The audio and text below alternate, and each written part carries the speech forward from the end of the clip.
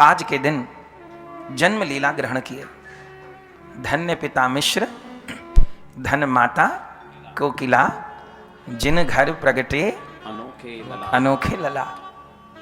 दिन दिन बाड़े दूज चंद्र की कला, और इनके भये सब जग का भला। मिश्र जी के भवन बधाई बजी, आज प्रगट भये सतगुरु जी।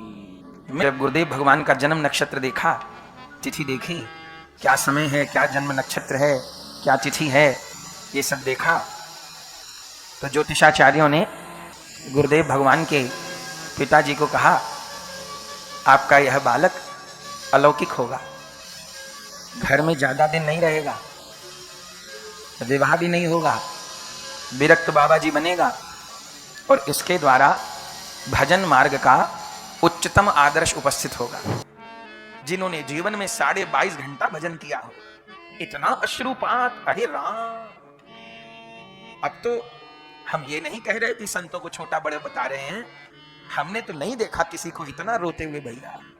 वो जो महाप्रभु कह गए ना कि नयनम गलदश्रुधारया बदनम गद गद रुद्धया गिरा पुलकैर्निचितम वपु कदा तब नाम ग्रहणे भविष्यति। ये श्लोक गुरुदेव भगवान में 16 आना उतरा, 15 आना नहीं, 14 आना नहीं, 16 आना उनमें ये श्लोक उतरा। नयनम गलदश्रुधारया वदनम गद गद रुद्धया गिरा पुलकैर्निचितम वपु कदा तब नाम ग्रहणे भविष्यति। गुरु आज्ञा से यात्रा करना, गुरु अनुगत्य में यात्रा करना और स्वच्छंद यात्रा करना, उसमें बहुत अंतर होता है। दुनिया घूम ही रही है वृंदावन, कितनी भीड़ प्रेम मंदिर से ही होके लौट रही है, कितनी भीड़ वैष्णो मंदिर से ही होके लौट रही है, कितनी भीड़ बिहारी जी में धक्का खा के लौट रही है। लेकिन इस ब्रज वृंदावन को जिन रूप सनातन जी ने प्रकट किया, उन रूप सनातन जी की समाधि तक कितने लोग जा रहे हैं खबर नहीं, और जा भी रहे हैं तो उनको पता ही नहीं कि रूप सनातन कौन है, क्योंकि ना ग्रंथ पाठ में रुचि है, ना कथा श्रवण में रुचि है। पर अवतरी करुणा महाप्रभु जी, आज प्रगट भई सतगुरु जी। आज के दिन मार्ग शीर्ष शुक्ल चतुर्थी,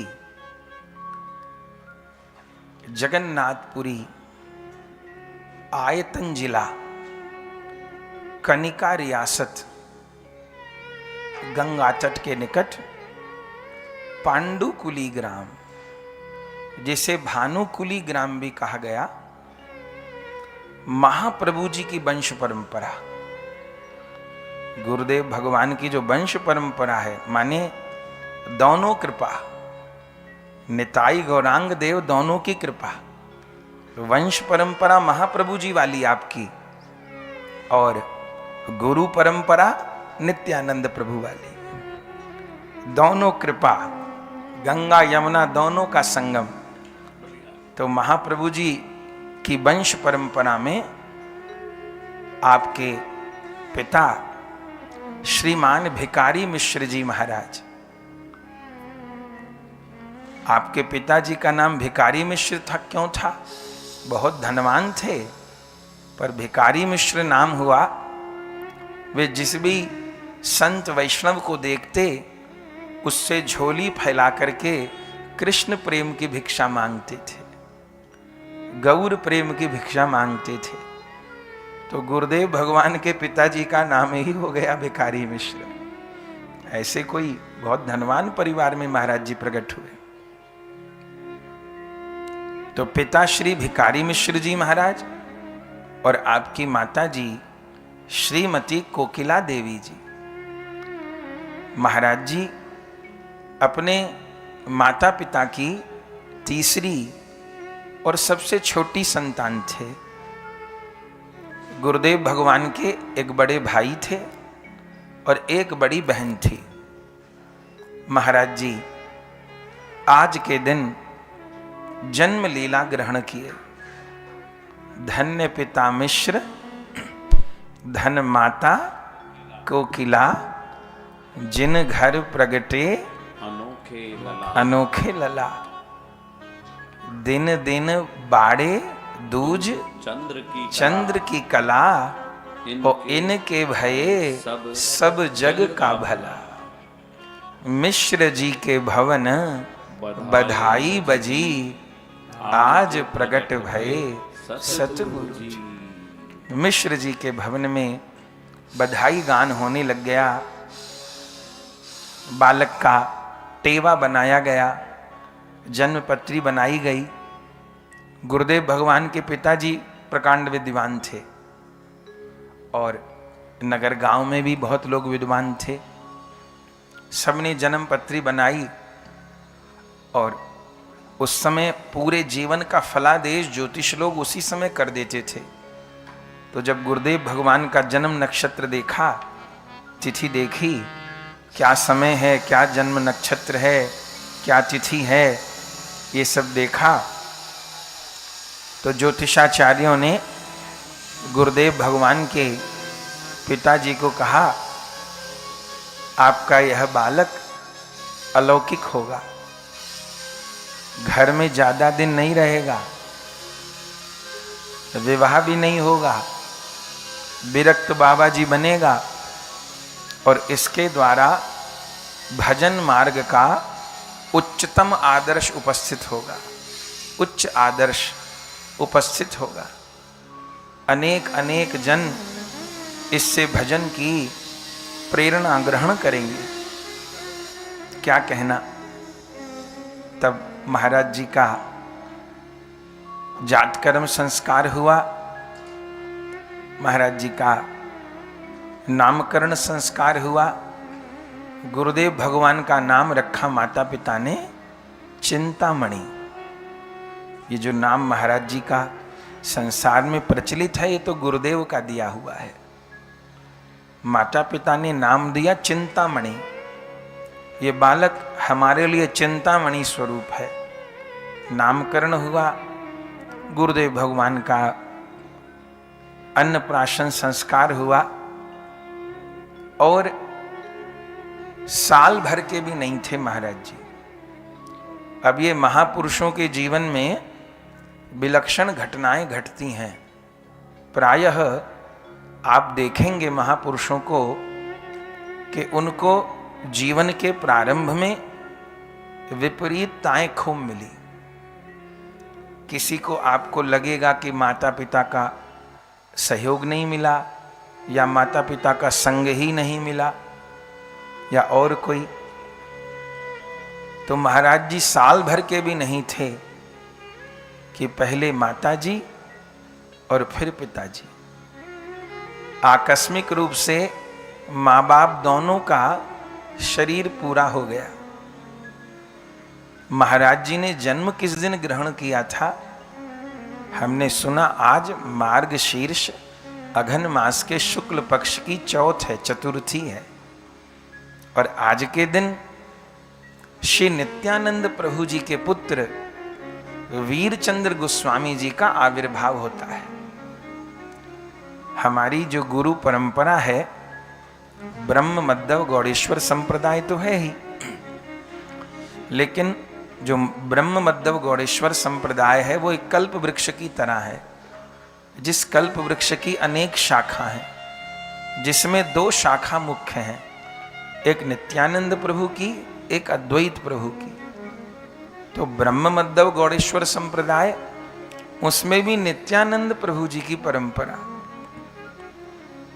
नित्यानंद प्रभु जी ने दीक्षा प्रदान की थी जानवा ठकुरानी जी को, जो उनकी प्रिया हैं, साक्षात रेवती हैं, वारुणी हैं।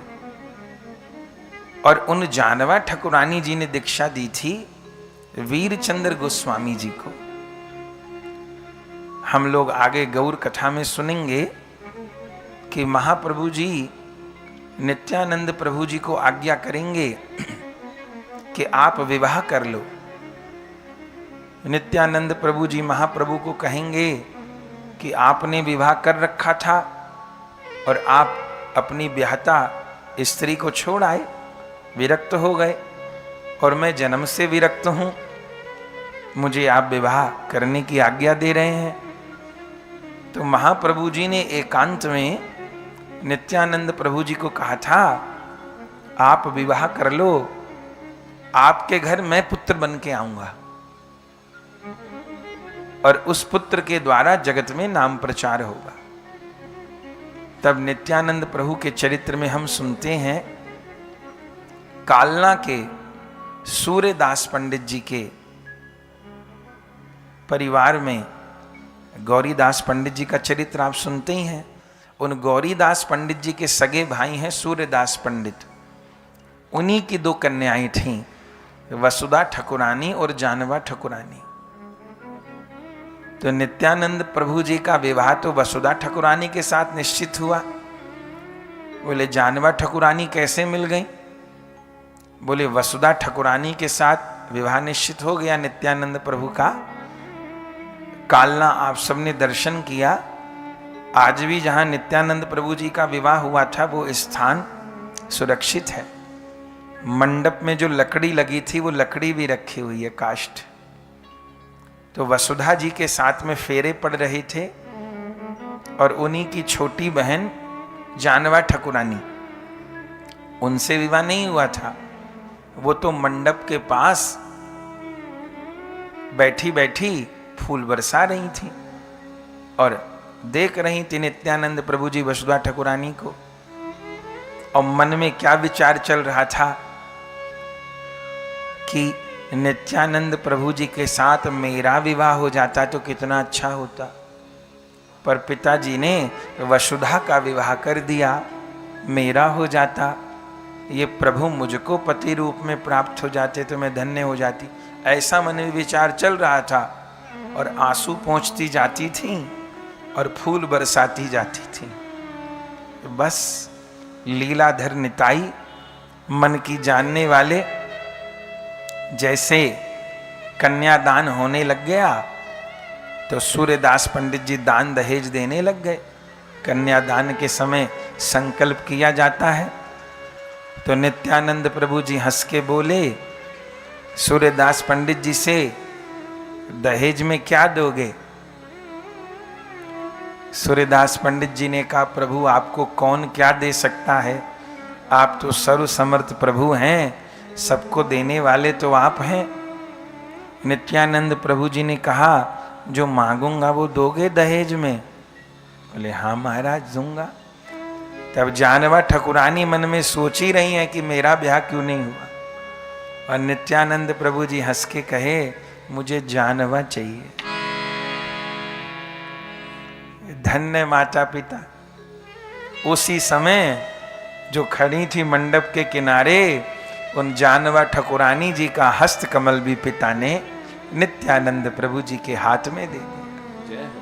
और उसी समय नित्यानंद प्रभु जी हाथ पकड़ के, एक तरफ वसुधा ठकुरानी बैठी थी, दूसरी तरफ हाथ पकड़ के जानवा ठकुरानी को बिठा लिया। जैसे गणेश जी के दोनों ओर रिद्धि सिद्धि विराजमान होती हैं, ऐसे नित्यानंद प्रभु के वसुधा और जानवा ठकुरानी विराजमान हो गए।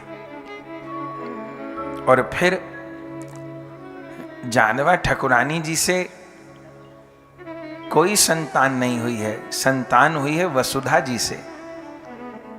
उन वसुधा जी के 6 बार तो गर्भ नष्ट हो गए।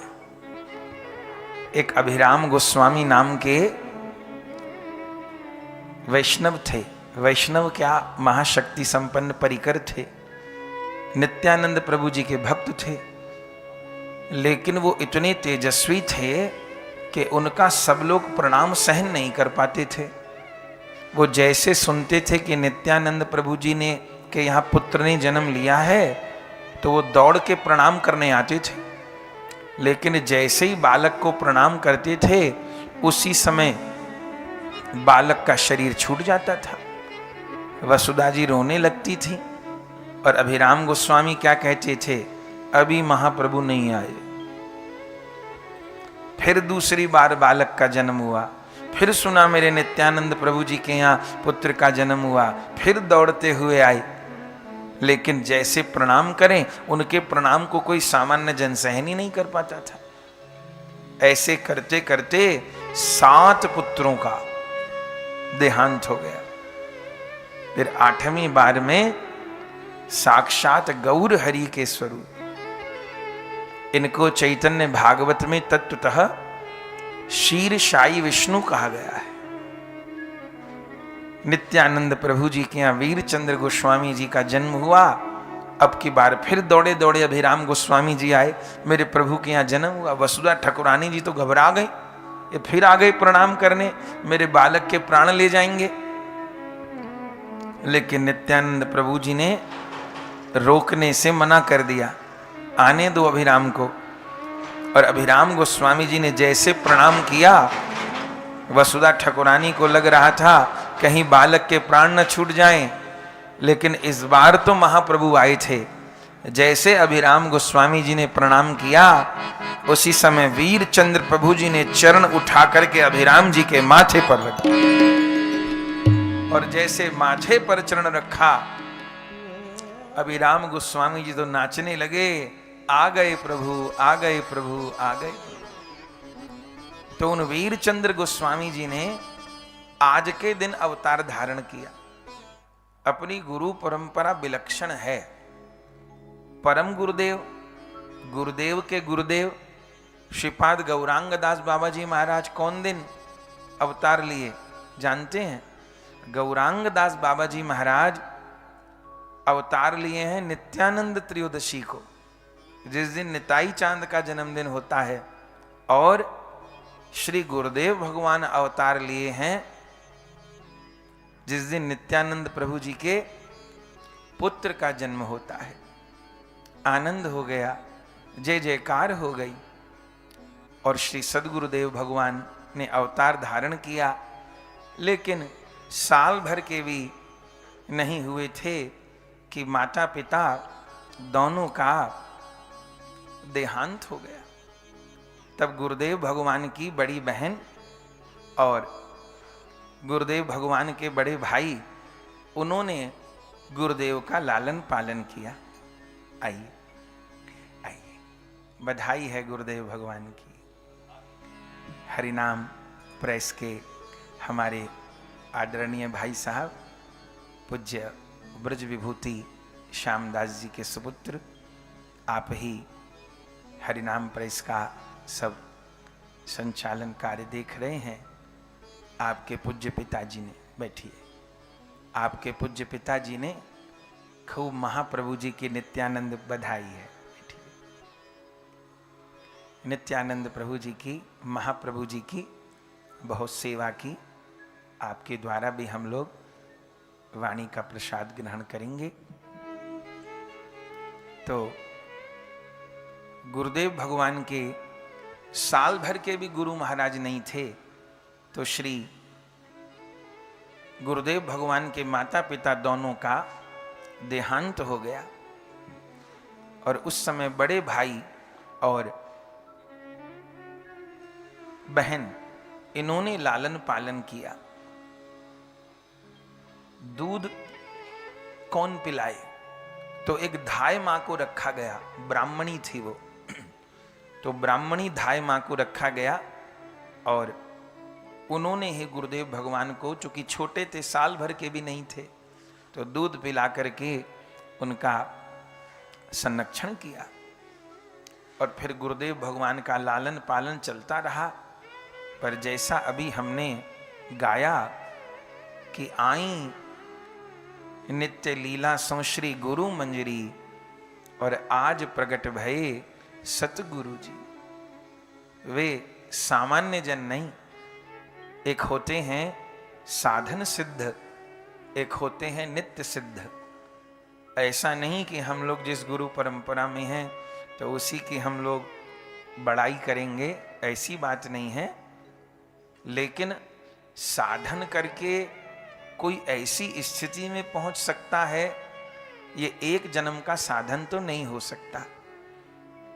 श्रीपाद रामदास बाबा जी महाराज के चरित्र में आप लोग सुनते हैं, हम लोग पाठ करते हैं कि रामदास बाबा जी महाराज 15 वर्ष की आयु में वृंदावन आए, और दीक्षा भी नहीं तब तक हुई थी रामदास बाबा जी महाराज की बड़े बाबा से।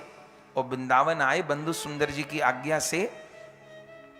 तो बरसाना जब पहुंचे रामदास बाबा जी महाराज, तो क्या देखा कि एक झूला पड़ा है, राधा बाग में झूला पड़ा है और कोई किशोर किशोरी झूल रहे हैं, सखियां झुला रही हैं। तो रामदास बाबा जी 15 साल के थे केवल, खड़े होके देख रहे हैं और मन में सोच रहे हैं ये नित्य लीला है या ये कोई अभिनय हो रहा है, रासलीला का अभिनय हो रहा है, ये मन में सोच रहे थे। और एक सखी झुला भी रही है प्रिया प्रियतम को, और प्रिया प्रियतम झूल रहे हैं और रामदास बाबा जी देख रहे हैं और बहुत देर तक देखते रहे। फिर प्रिया प्रीतम का झूला लोप हो गया। तब वो जो सखी झुला रही थी वो खड़ी थी वहां पे। तो बाबा जी महाराज उसकी तरफ बढ़े कि पूछूं ये जो झूला था ये लीला हो रही थी या कोई अभिनय करने वाले थे। तो वो सखी जो थी वो बाबा जी महाराज के पास आई और बाबा जी महाराज ने पूछा कि ये क्या हो रहा था। बोले तो साक्षात श्यामा श्याम थे। श्यामा श्याम थे? बोले हाँ। बोले आप कौन हो? तो वो सखी क्या कहती है रामदास बाबा जी को, मैं तुम्हारा सिद्ध स्वरूप हूं। वो सखी क्या कहती है, मैं तुम्हारा ही सिद्ध स्वरूप हूं। और ये कह के वो लुप्त हो गए। तो ये घटना रामदास बाबा जी महाराज के जीवन की केवल 15 वर्ष की आयु की है, जब तक उनकी दीक्षा भी नहीं हुई थी। दीक्षा भी उनकी बाद में हुई 19 वर्ष की आयु में। तो क्या रामदास बाबा जी महाराज को सामान्य महात्मा मान लें क्या? कोई 15 साल के बच्चे को कोई सखी आके ये कहेगी कि मैं तुम्हारा सिद्ध स्वरूप हूं? तो क्या समझना पड़ेगा? ये समझना पड़ेगा कि नित्य लीला के परिकर ही गुरु लोगों के रूप में अवतरित हुए। अपनी गुरु परंपरा में ऐसे ही है। बड़े बाबा महाराज का विलक्षण चरित्र। महाप्रभु के कीर्तन से शिला गल गई, बड़े बाबा के स्पर्श से शिला गल गई। महाप्रभु के मुख से कीर्तन सुन के वृक्ष रोने लग गए, बड़े बाबा के मुख से कीर्तन सुन के वृक्ष रोने लग गए। महाप्रभु जी तो एक कुत्ते से हरि नाम बुलवाए, बड़े बाबा महाराज तो 150 कुत्तों को वैष्णव बना दिए। तो इन लीलाओं को क्या सामान्य महात्मा की लीला मान लें? ऐसा नहीं कि हमारे गुरु लोग हैं इसलिए। तो बड़े बाबा अवतारी पुरुष हैं, उनका लीला चरित्र ये बता देता है। रामदास बाबा जी अवतारी पुरुष हैं। गौरांग दास बाबा जी को देखिए, जिस समय दीक्षा हुई 18-19 वर्ष की आयु है, दीक्षा हुई, चरित्र आप सुनते हैं। जैसे गुरुदेव मंत्र सुनाए मूर्छित होके गिर पड़े गौरांग बाबा जी। गौरांग दास बाबा जी को तो आपके पिताजी ने खूब देखा है, भाई साहब के पिताजी ने। जो चैतन्य भागवत का श्यामदास जी ने जो हिंदी अनुवाद किया, वो अपने परम गुरु की आज्ञा से ही किया। उन्होंने खुद ग्रंथ में कहा है कि मैं राधा रमन निवास गया, सवेरे के समय गौरांग दास बाबा बैठे थे, मैंने प्रणाम किया तो गौरांग दास बाबा बोले, हकीम जी चैतन्य भागवत को हिंदी अनुवाद करो।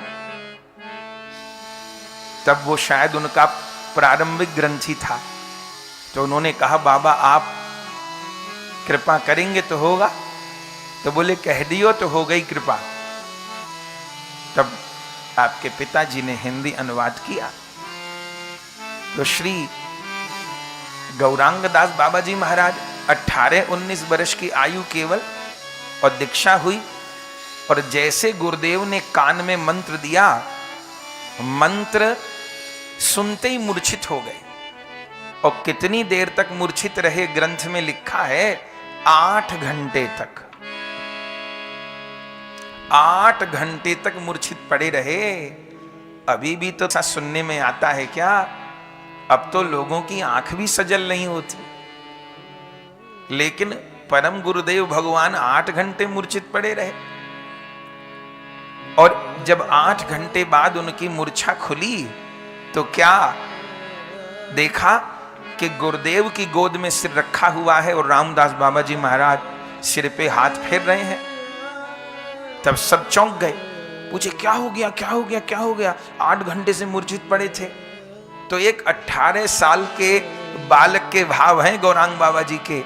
बोले हुआ क्या था तुमको, तुम बेहोश हो गए? सबने पूछा, क्योंकि सबके साथ तो ऐसा हुआ नहीं था। तो क्या बोले गौरांग दास जी, जैसे गुरुदेव भगवान ने मुझको मंत्र प्रदान किया, उसी समय मैंने क्या देखा कि नित्य निकुंज मंदिर है, और नित्य निकुंज मंदिर में श्यामा श्याम विराजमान है, और मेरा 8 वर्ष की बालिका का रूप है, और मैं डलिया में श्री जी की बेणी गूंथने के लिए फूल लेके जा रही हूं। और बस मैं फूल लेके भीतर गई और प्रिया जी की बेणी मैंने गूंथी, उसी में इतना समय लग गया। माने जिस दिन विद्यालय में प्रवेश हुआ, अभी प्रगट में देखा जाए तो उनको पता नहीं कि उपासना क्या, श्यामा श्याम क्या। उनको तो देवी ने कहा था कि तुमको कृष्ण भक्त गुरु मिलेंगे। तो ये मंत्र प्राप्त होते ही क्या स्वरूप जागृत हो जाता है?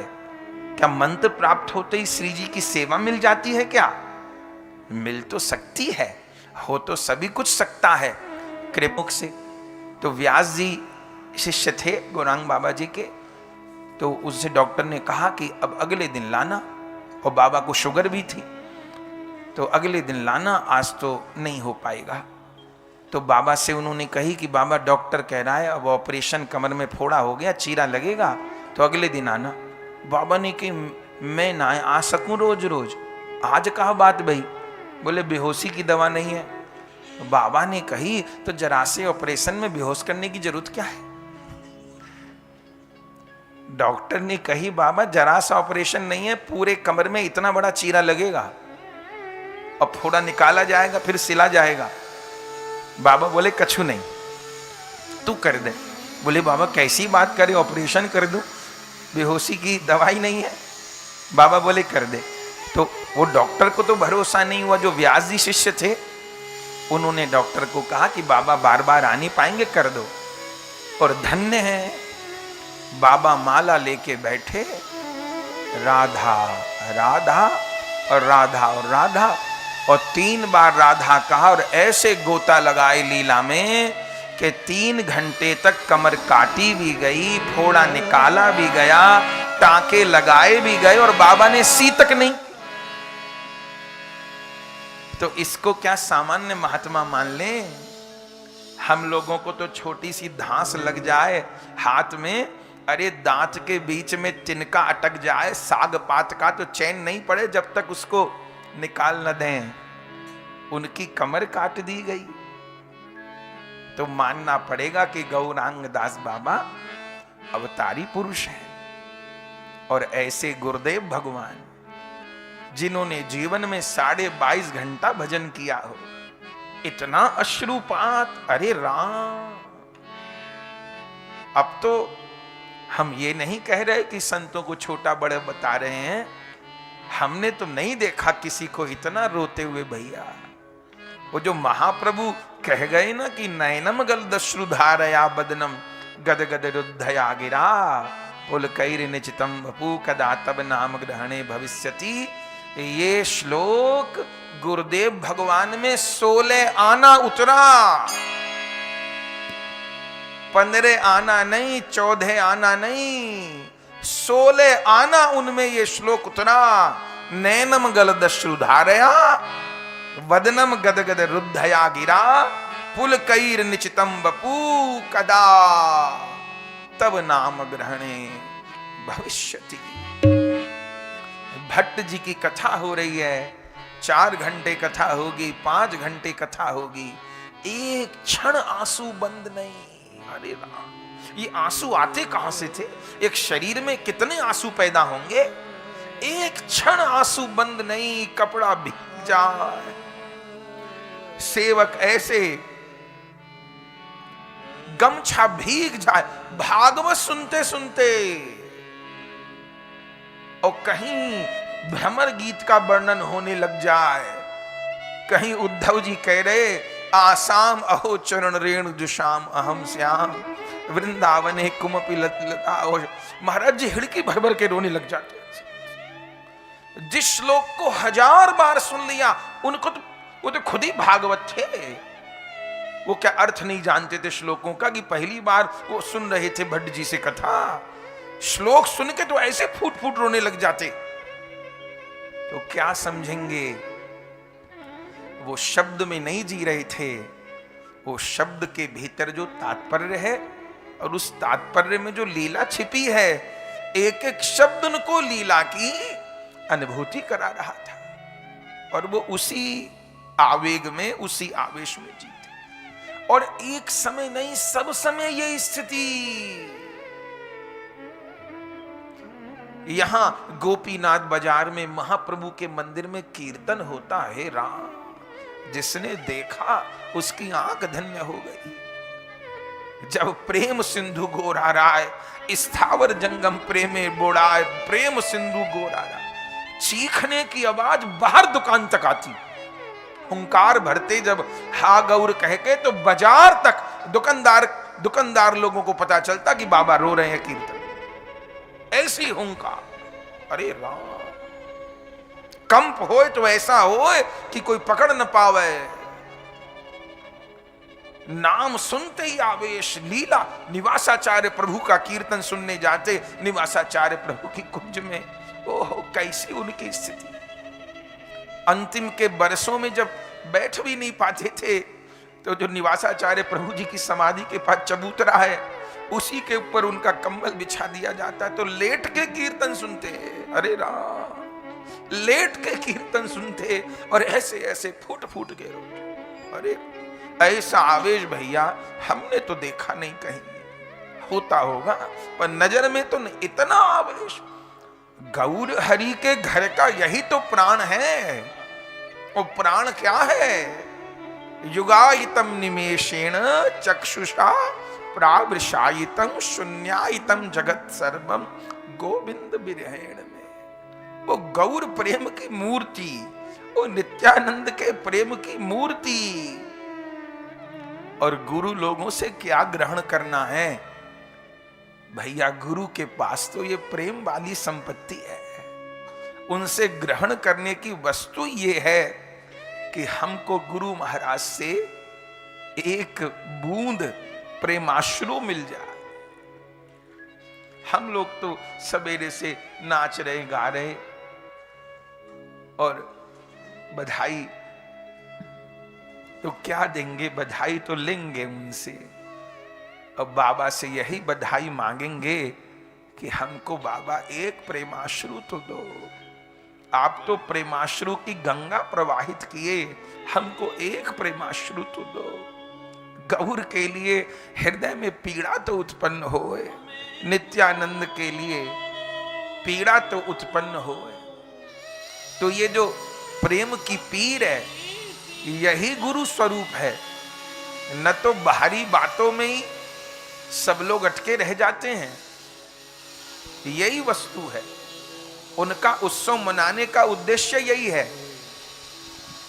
पिछले बरस 100 दिन नाम किए और इस साल महामंत्र जप हुआ। हमारे पास पूरी लिस्ट है, अभी हम बोलेंगे। करोड़ों नाम किया है जो गुरुदेव भगवान को हम लोग अर्पण करेंगे। तो उनको नाम अर्पण करेंगे, वे तो स्वयं ही नाम रूप। या तो निताई गो राधे श्याम कीर्तन किए या महामंत्र जप किए। तो हम लोग सोचे उनका उत्सव कैसे मनावें, तो हम सोचे ये दो काम हम लोग भी करेंगे।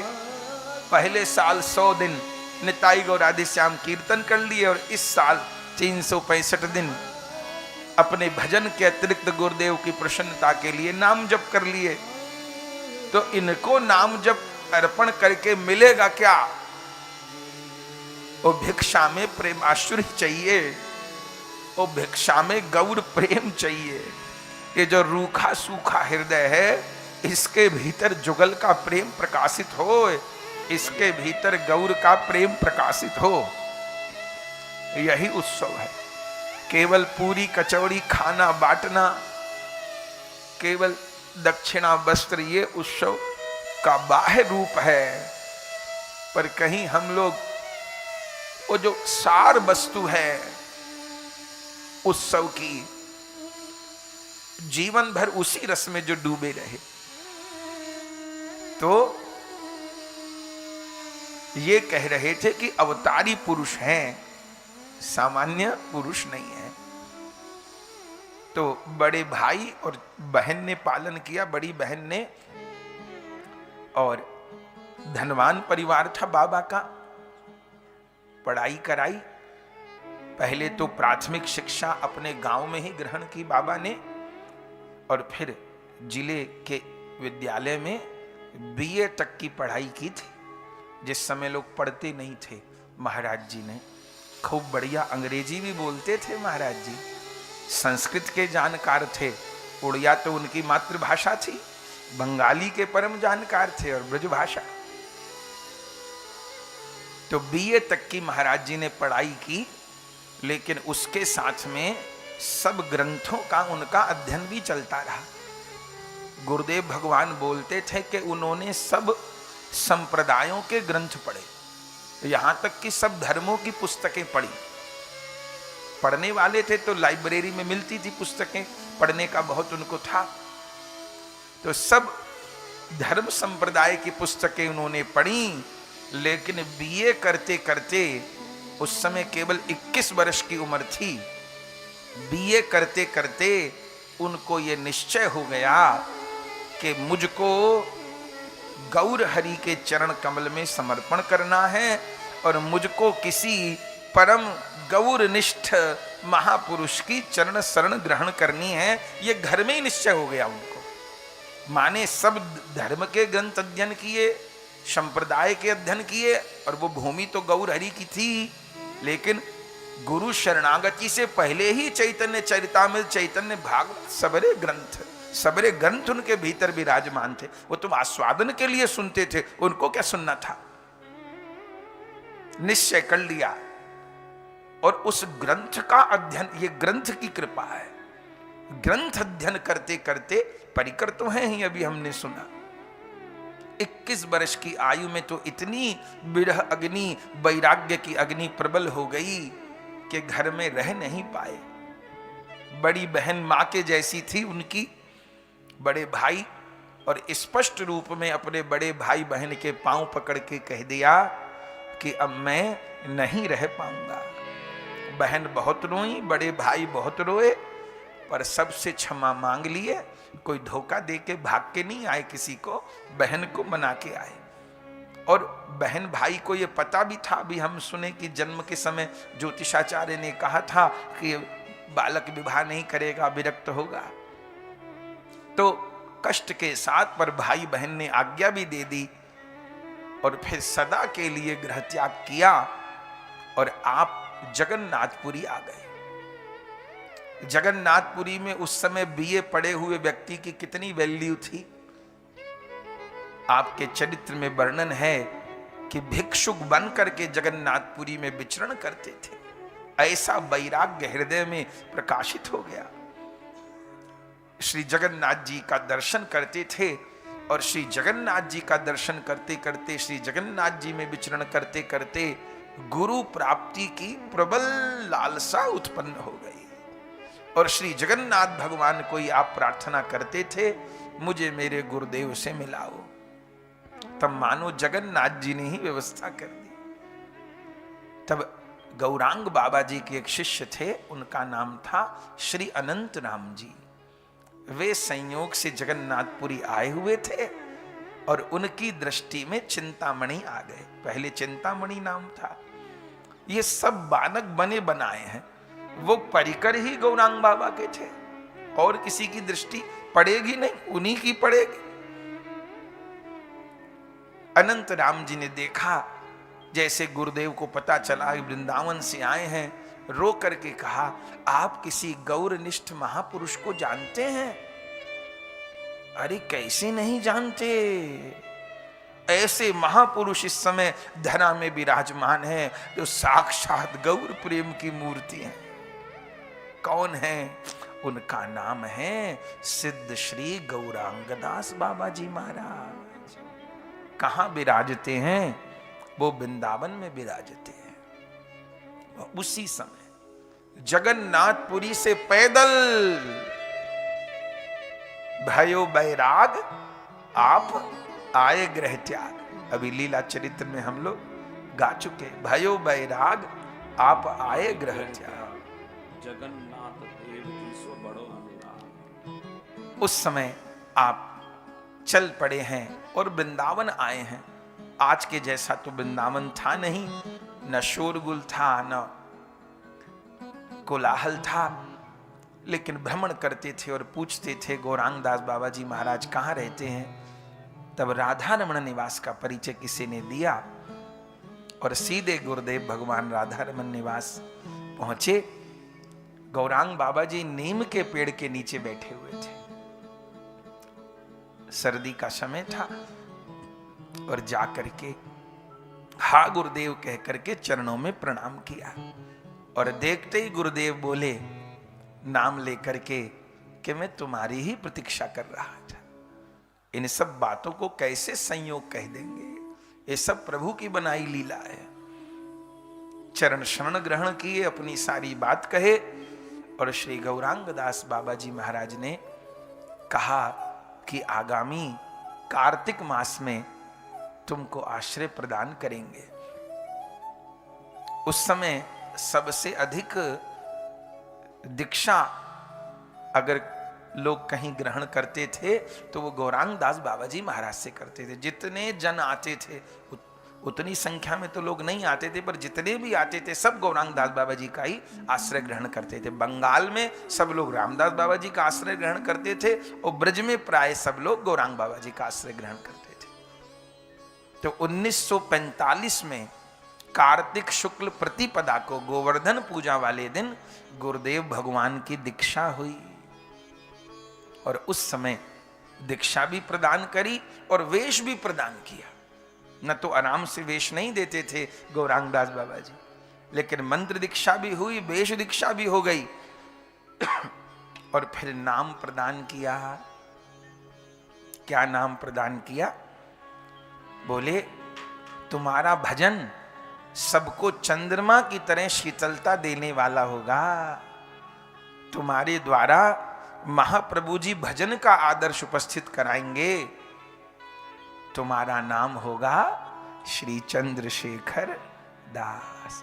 कहिए श्रीपाद चंद्रशेखर दास बाबा जी महाराज की जय हो। तुम्हारा भजन चंद्र के जैसे शीतलता देने वाला होगा।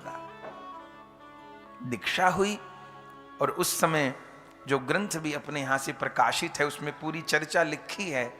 गुरुदेव ने एक ही बार सत्संग दिया और उसमें क्या क्या बताया, परंपरा के विषय में बताया, साधन के विषय में बताया, और फिर तुमको क्या करना है ये बताया। नाम लेकर के बोले देखो दास, तुमको प्रतिदिन 3.25 लाख नाम करना है।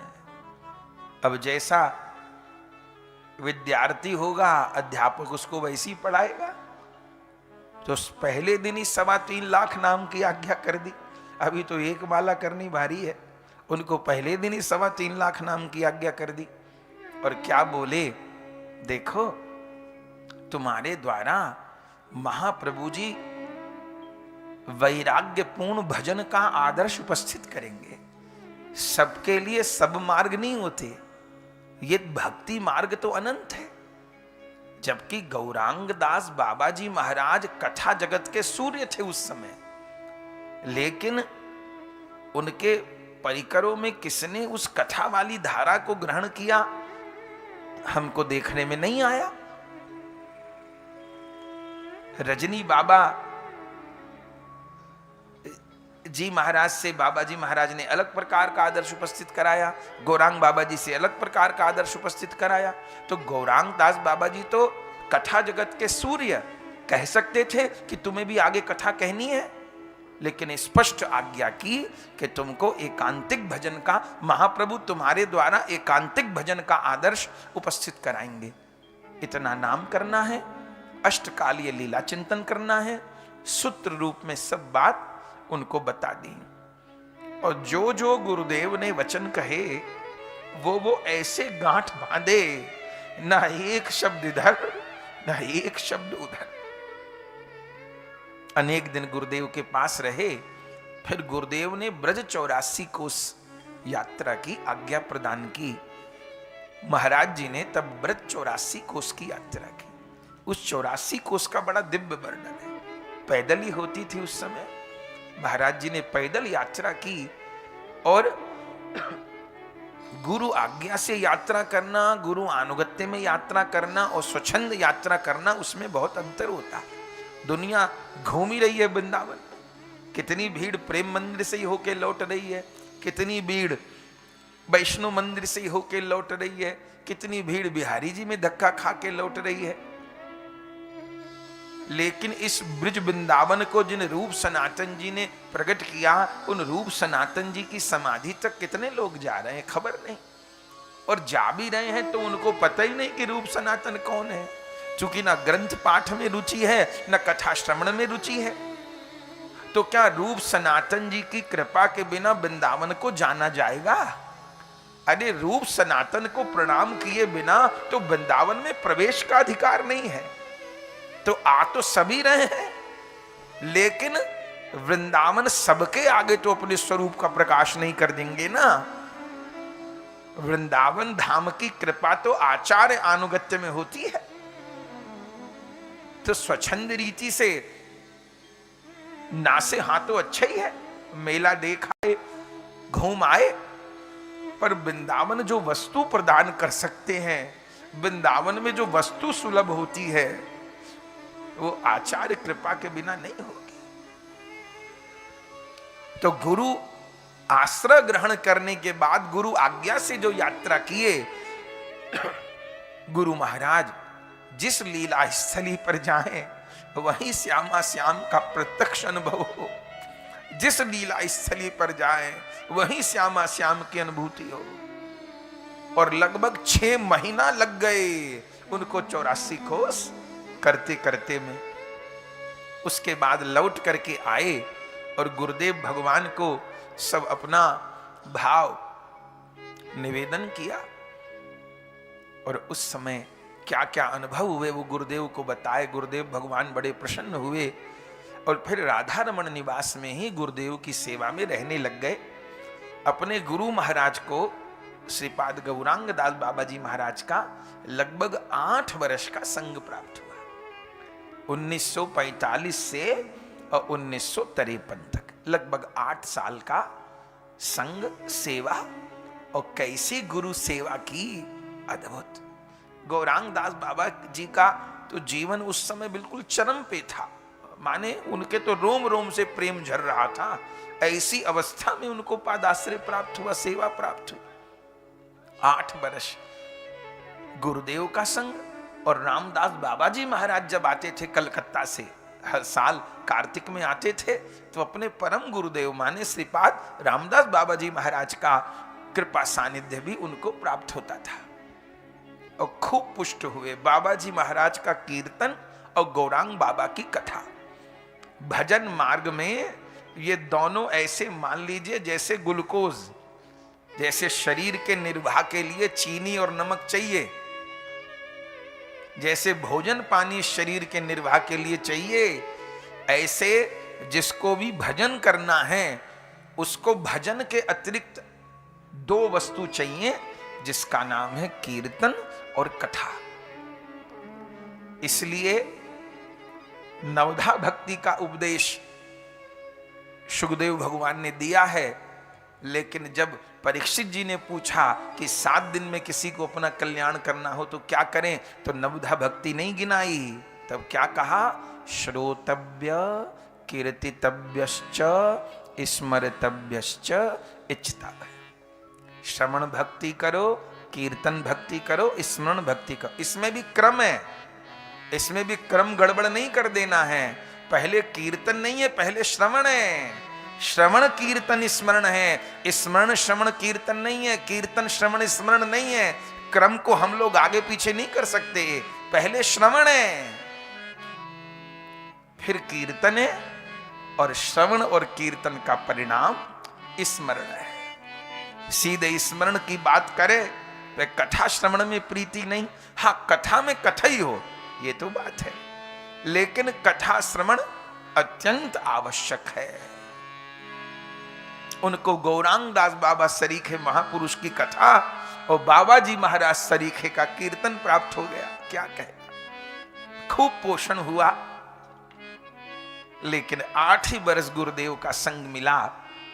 1953 में पहले अघन कृष्ण चतुर्दशी को बाबा जी महाराज अंतर ध्यान हो गए और फिर उन्हीं के वियोग में 11 दिन तक गौरांग दास बाबा जी महाराज ने कुछ भी अन्न जल ग्रहण नहीं किया। उस समय अपने गुरु महाराज जी सेवा में रहे और 11 दिन अपने गुरुदेव के विरह में रोते रोते, अभी जो मोक्षदा एकादशी आएगी 11 तारीख को, इस मोक्षदा एकादशी को गौरांग बाबा जी ने भी शरीर का त्याग कर दिया